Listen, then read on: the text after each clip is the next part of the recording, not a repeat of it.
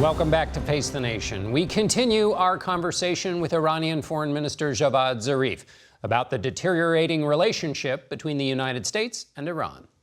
Today he says he wants to talk to President Rouhani. Tomorrow he says President Rouhani is a corrupt dictator. The third day he says he's a lovely man. Then he says we have asked to talk and he's not prepared to talk. So let's be serious. Well, but you've seen what happened with North Korea. He said a number of very bombastic things, and now there is talks and there's But there is no outcome. There's some photo opportunities. Is there any chance that Rouhani and President Trump? No, until he decides. First of all, President Trump has not decided whether he wants to meet, not meet, dictator, lovely man, whichever it is. But until the United States shows that it's a respectable, trustworthy partner in negotiations. Negotiations are not based on trust. Negotiations are based on respect, based on an expectation that the other side will comply with its decisions that it's undertaken under the negotiation. What do you make of Secretary of State Mike Pompeo? What should I make of it? He's made all the wrong moves against Iran, and I believe he has made major mistakes about our region. I believe, seriously, I believe the United States needs to review its policy with regard to our region. President Trump targeted Iran repeatedly in his remarks to the UN General Assembly. I think it's not a sign of strength. He's making all those statements. He convened the meeting of the Security Council to bash Iran.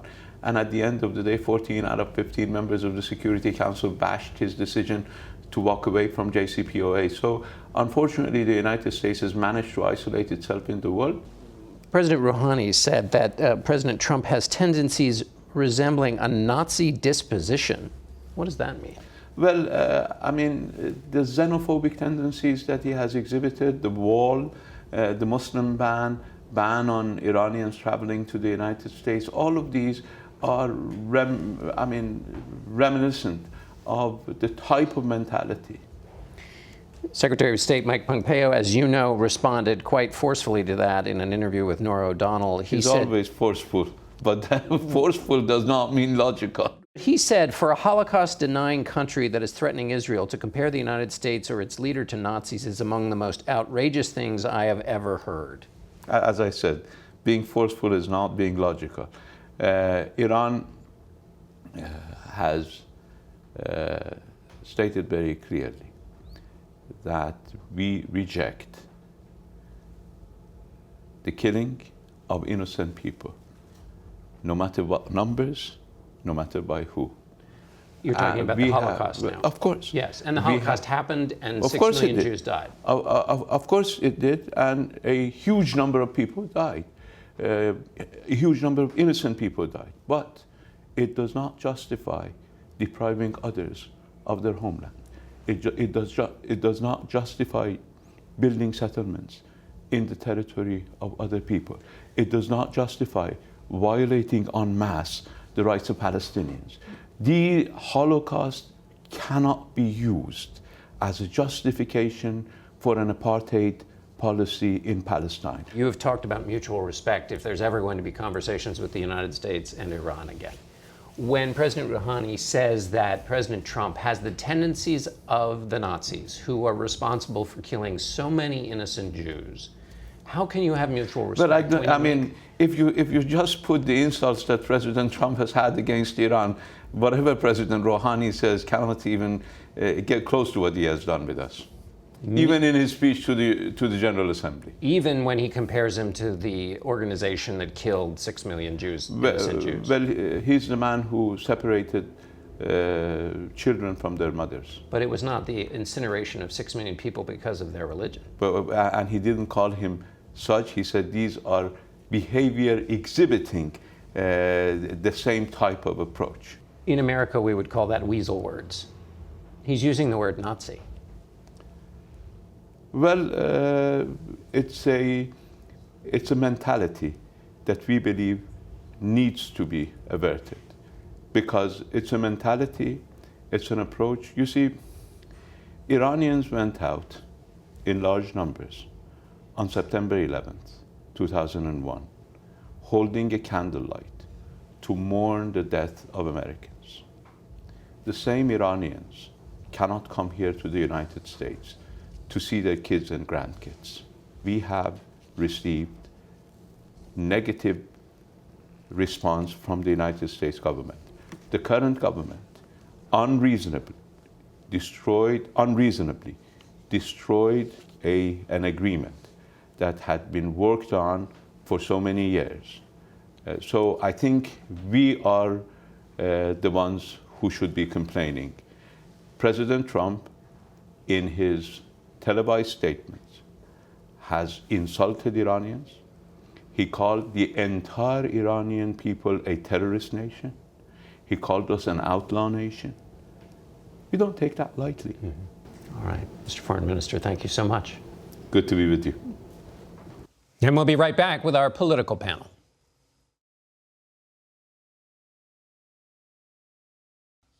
And we'd like to welcome our panel now for some political analysis on the remarkable week we just had.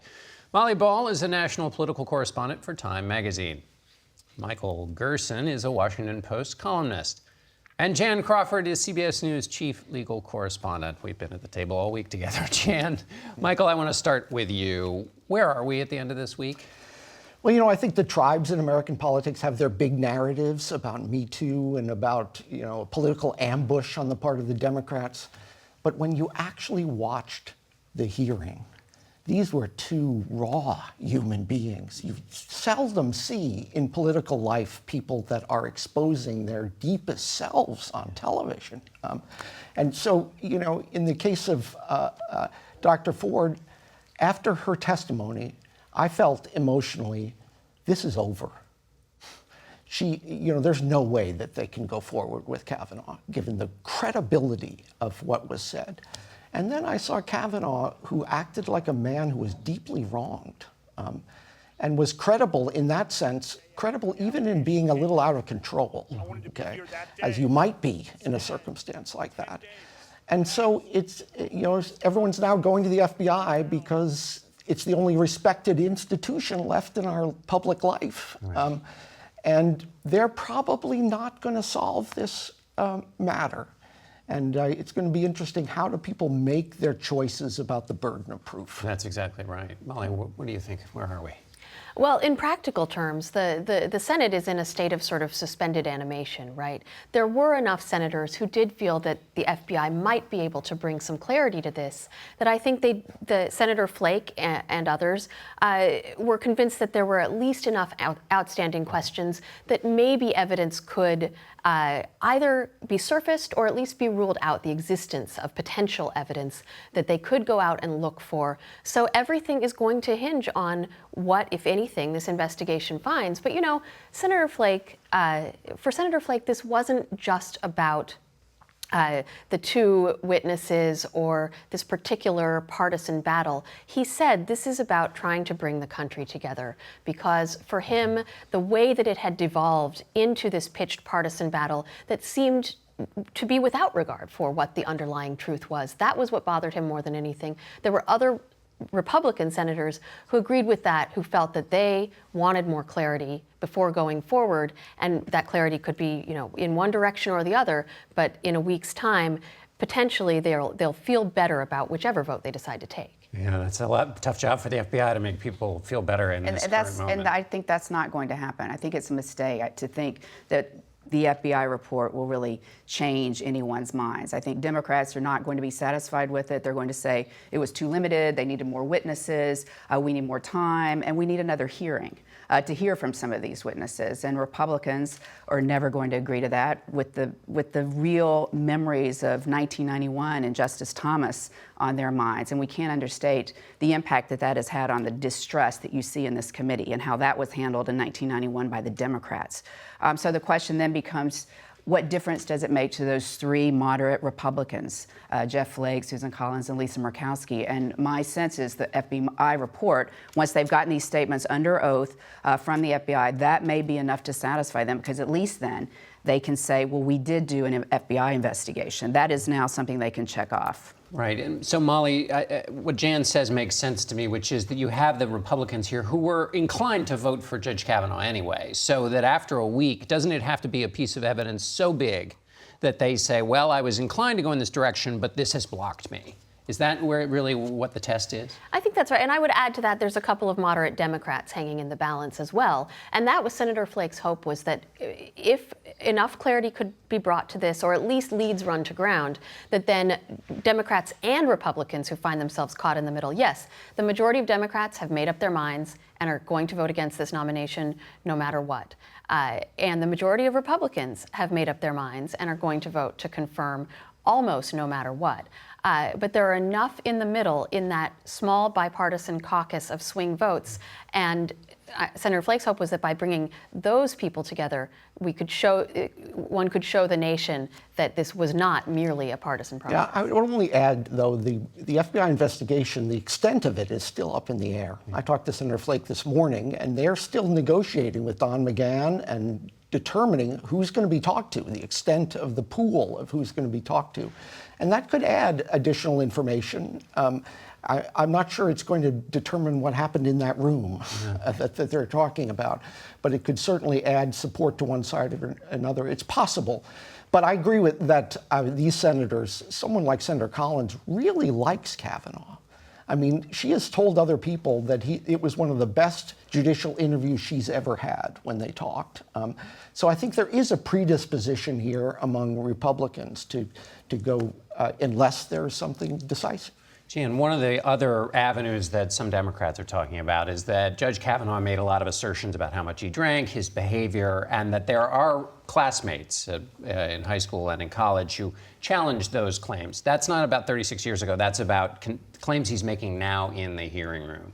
Do you think they have any grounds there? Because their argument is this goes to his credibility. He can't be a judge if he's not telling us the truth now. You know, the way I see that is that it kind of goes back to his demeanor in this hearing.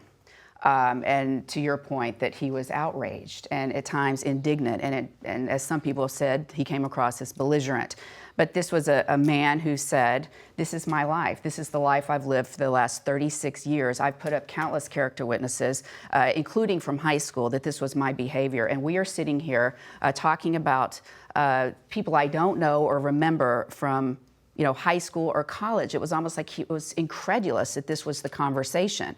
And so I would not expect any of that to come up in an FBI report when you're going to try to find, that's not what the FBI's role is in this. And it's an interesting world that we're in right now if we're going to have politicians on Capitol Hill able to instruct the FBI to go and investigate whether or not someone's roommate in college believes that they drank. There's no allegation of criminal misdoing here. There's no jurisdiction for the FBI. This is supposed to be done as a confidential FBI background check for a Supreme Court nominee. So I feel we kind of need to remember what is the point of the FBI, what is the role of the FBI, and how comfortable are we just having politicians give the FBI this wide-ranging authority to investigate any behavior in someone's background once they put themselves up for public service. It's a different road that we're going on. Michael, we are having a big, large cultural moment as well. Is it possible for a politician to say, I believe what Dr. Ford said, I believe that women don't immediately report, I believe all of the things that have been very much in the news, and yet a standard of proof has not been met, and I'm going to vote for Judge Kavanaugh?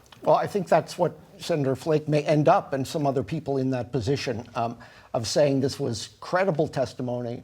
But there's a precedent here that says, based on one accusation without contemporaneous cooperation, that you can't make decisions based on that. I think a lot of Republicans will be in that situation. And it is a conflict. But I do think a lot of people in public life, men, imagine themselves in the same circumstance of being accused. Mm-hmm. And mothers with sons. And grandmothers with, it's not, and sisters with brothers. So I think it's a mistake to think of it as just, this is how women see this and this is how men might see it. And the imagination is different than the facts, which is that there are more unreported sexual assaults than there are men who are publicly accused. I mean, there are acute examples, but the balance of the fact tends to go to people who are who have been sexually assaulted and don't talk about it. So if that's the case, Molly, is there a risk politically for someone who says, look, something has not been proved here, that Democrats will say, you're missing the central point, that to understand the experience of women is to believe them when they say these things?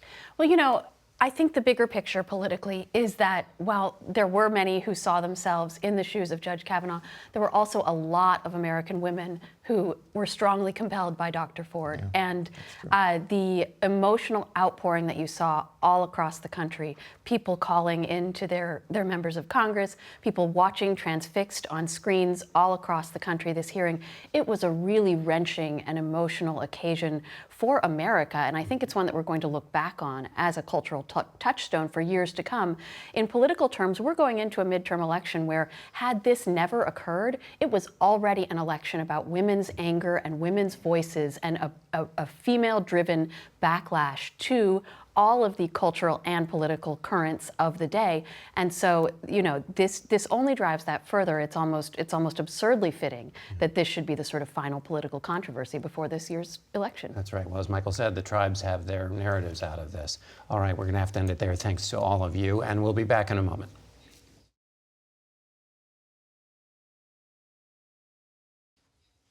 We are joined now by author Michael Lewis. His latest book, The Fifth Risk, takes readers inside the transition of power from the Obama administration to the Trump administration. Welcome. Thank you. What is the fifth risk? It's the short answer to that. There's a short answer and a long answer. The short answer is it's the risks that you don't imagine. Sort of the unknown unknowns, as Donald Rumsfeld put it. But it's sort of like, if you think of the federal government, one way of thinking about it, I mean, its basic job is to keep us safe. And one way of thinking about it is this portfolio of risks that it's managing. And at any given time, it's focused on a few of them, but there are dozens of others, and we're not thinking about them. And when you have an administration like this administration that's not terribly concerned with the running of the federal government and has been really kind of negligent in the way it's gone about it, it's like, what happens to all those other risks? Well, and explain to people what you mean by the federal government, because people would hear, well, Donald Trump says I passed tax cuts, I'm cutting regulation, I'm doing all these things. Yeah. Well, the federal government's 2 million people, and it's an enormously complicated enterprise. And so what gets me going on this subject is the Obama administration devoted the lives of about 1,000 people over the course of a year to prepare briefings for whoever was going to run the federal government to come in the day after the election and learn about what's going on in the Department of Energy or what's going on in the Department of Education. And a lot of this is not ideological. It's like, what problems are we dealing with in the center of disease control? And how do we deal with it? How do we deal with the Ebola crisis, and how might you deal with it if it happens? And they were expecting whoever was elected to show up in the hundreds. Right. The day after the election, no one shows. The week after the election, no one shows. In fact, many of the briefings never happened. Right. And so the Trump administration, I think from day one, was starting from a position of ignorance. So you had the Iranian foreign minister on, and Trump came in and decided to blow up the deal with Iran. Where would you go in the federal government the day after you're elected to understand the importance of that deal? You go to, believe it or not, the Energy Department, where there are physicists who will explain to you why that deal ensured that Iran will not be able to build a nuclear bomb. The people in the Energy Department, where, by the way, they tend the nuclear arsenal, waited for months for anybody to show up to explain exactly what they did.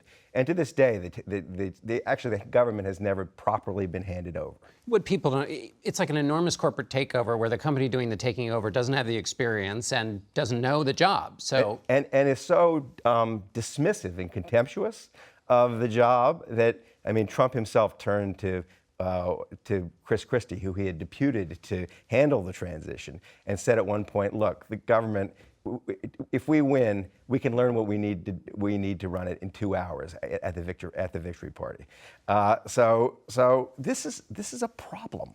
Explain the things that people don't think of when they think of the government that you spend so much time looking into. So what I did is I was in a position where I was spoiled for choice. But I really do think you could drop a writer down in any of the federal departments right now and you come away with a riveting story of risks you do not appreciate that you should appreciate. So, Commerce Department, horribly misnamed. Should be called the Department of Data.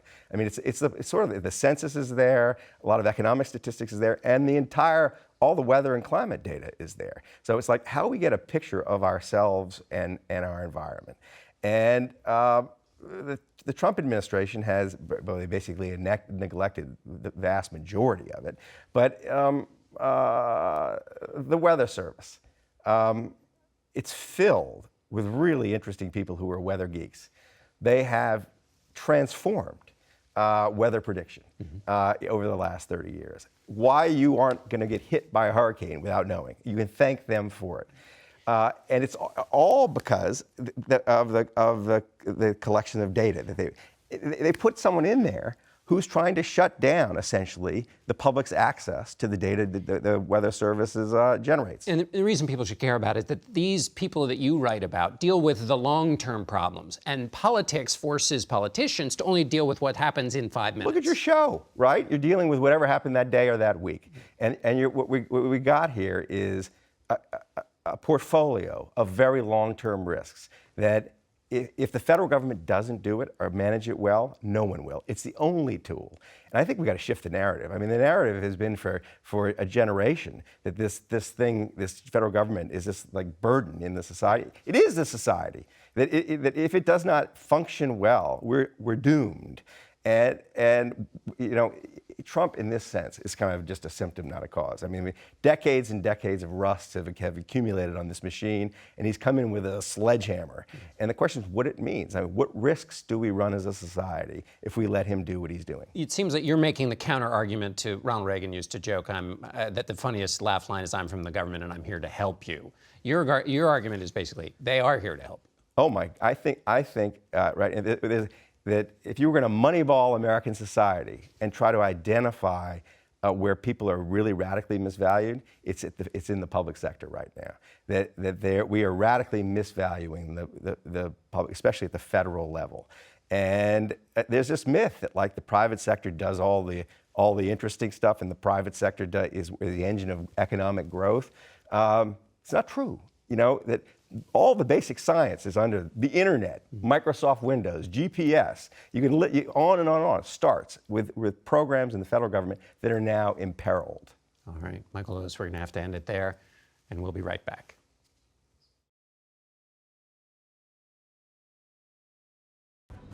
That's it for us today. Thanks for watching. Until next week, for Face the Nation, I'm John Dickerson. But I'll see you tomorrow on CBS This Morning.